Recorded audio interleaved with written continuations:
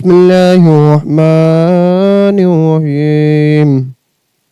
محبت والے شہیدوں کے علاوہ دوسرے لوگ جو کہ اللہ اور رسول سے سچی محبت رکھتے ہیں، مرنے کے بعد وہ بھی زندہ رہتے ہیں۔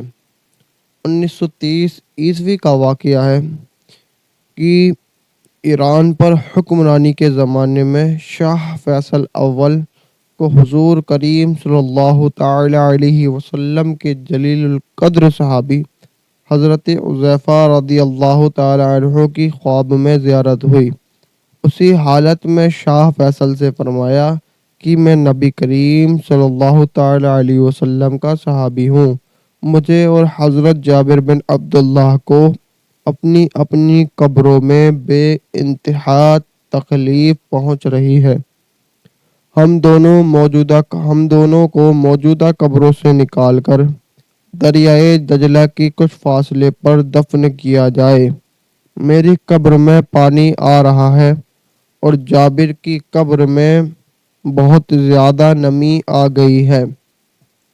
شاہ فیصل بیدار ہوا تو حکومت کے کاموں میں اس قدر مصروف ہو گیا کہ وہ رات کے خواب کی ہدایت بالکل ہی بھول گیا۔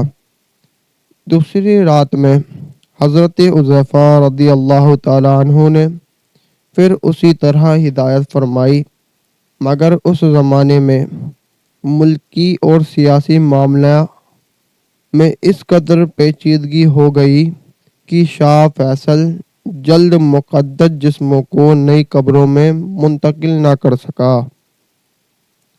اس کے بعد حضرت حذیفہ رضی اللہ تعالی عنہ نے خواب میں عراق کے مفتی اعظم کو اس طرح توجہ دلائی اور بتایا کہ وہ 2 بار شاہ فیصل کو بھی اس کے لیے ہدایت کر چکے ہیں، مگر ابھی تک اس پر عمل نہیں ہوا۔ اس لیے تم شاہ فیصل کے پاس جا کر کہو کہ اس کی رائے سے ہمارے جسموں کو مناسب مقام پر منتقل کیے جانے کا انتظام کرو۔ دوسرے دن صبح ہوتے ہی مفتی اعظم نوری السعید پہلے وزیر اعظم عراق کے پاس پہنچے اور ان کو اپنے ساتھ لے کر شاہ فیصل کے سامنے بیان کیا۔ شاہ فیصل نے ان کی تائید کی اور کہا کہ بے شک مسلسل 2 رات سے مجھے بھی ہدایت کی گئی ہے، مگر میں اب تک کچھ تو سیاسی الجھنوں اور کچھ مذہبی پابندیوں کے سبب اس کی طرف توجہ نہ کر سکا۔ اس کے بعد مفتی اعظم سے کہا گیا کہ اگر آپ اس کے متعلق فتویٰ صادر کریں تو میں فوراً ان حضرات صحابہ کے جسموں کو مناسب مقام پر دفن کرا کے مزار تعمیر کرنے کا مکمل انتظام کر دوں گا۔ مفتی اعظم نے اپنی آنکھوں سے ان قبروں کو دیکھا۔ در حقیقت قبروں تک دریائے دجلہ کا پانی پہنچ چکا تھا۔ اندیشہ پیدا ہو گیا تھا کہ اگر ان مقدس صحابہ اکرام کے جسموں کو جلد ہی دوسری جگہ منتقل نہ کیا گیا تو ممکن ہے کہ دریائے دجلہ کا سیلاب ان کو بہا لے جائے۔ اس اندیشے کے پیش نظر مفتی اعظم نے صحابہ اکرام کے جسموں کو دوسرے مقام پر دفن کرنے کا فتویٰ دے دیا اور اخبار کے ذریعے اس کا اعلان بھی ہو گیا کہ خاص عید الاضحیٰ کے دن بعد نماز ظہر مذکورہ صحابیوں کی قبریں کھولی جائیں گی اور ان کے بابرکت جسموں کو ایک دوسری جگہ دفن کر دیا جائے گا۔ اخبار میں اعلان چھپتے ہی یہ خبر پوری دنیا عرب میں پھیل گئی۔ حج کا زمانہ تھا۔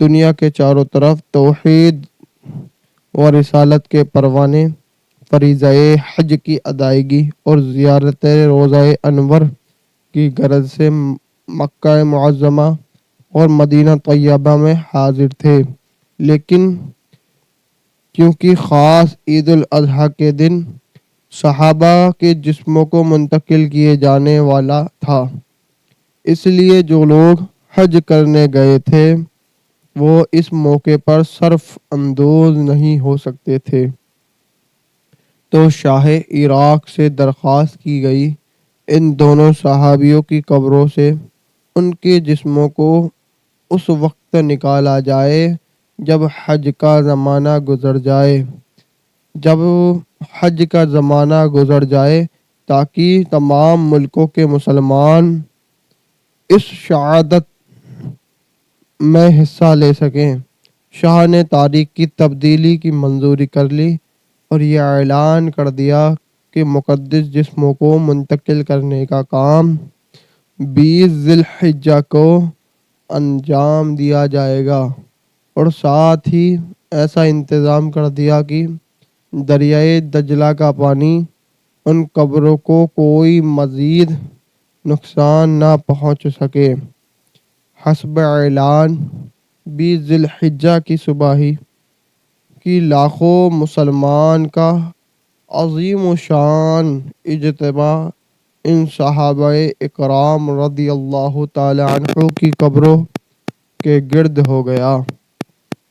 ان تمام مسلمانوں کی موجودگی میں جب دونوں صحابیوں کی قبر کھولی گئی تو وہ واقعی حضرت حذیفہ رضی اللہ تعالی عنہ کی قبر شریف میں پانی آ رہا تھا، اور حضرت جابر رضی اللہ تعالی عنہ کی مزار مبارک میں بھی غیر معمولی نمی دیکھی گئی۔ ان قبروں سے مقدس جسم نکالے گئے۔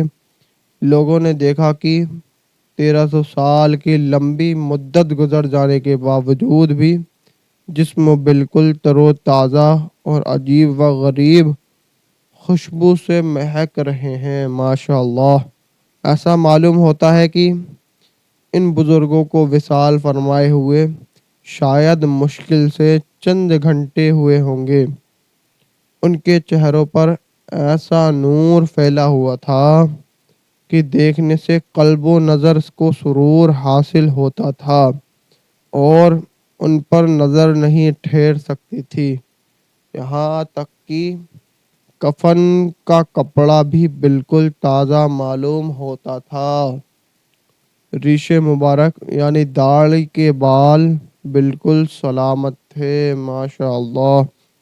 اور ایک بات یہ بھی نہایت عجیب ہوئی کہ حضرت حذیفہ رضی اللہ تعالی عنہ کے جسم مبارک کو اٹھانے کے لیے اسٹریچر کے سامنے لایا گیا تو کسی کو ہاتھ لگانے کی ضرورت پیش نہ آئی، بلکہ وہ خود بخود اسٹریچر پر آ گیا، اور حضرت جابر بن عبداللہ رضی اللہ تعالی عنہ کا جسم اقدس بھی آ گیا۔ ماشاءاللہ، ہاتھ لگانے کی ضرورت نہیں ہوئی۔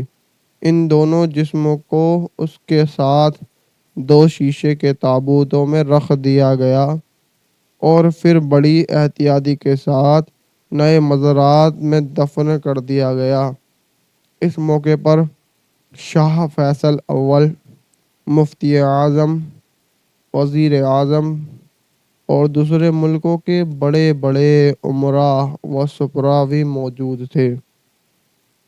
جب یہ واقعات اخبارات کے صفحات پر آیا تو ساری دنیا کو یہ حقیقت تسلیم کرنی پڑی کہ اللہ کے محبوب بندے وصال کے بعد بھی زندہ رہتے ہیں۔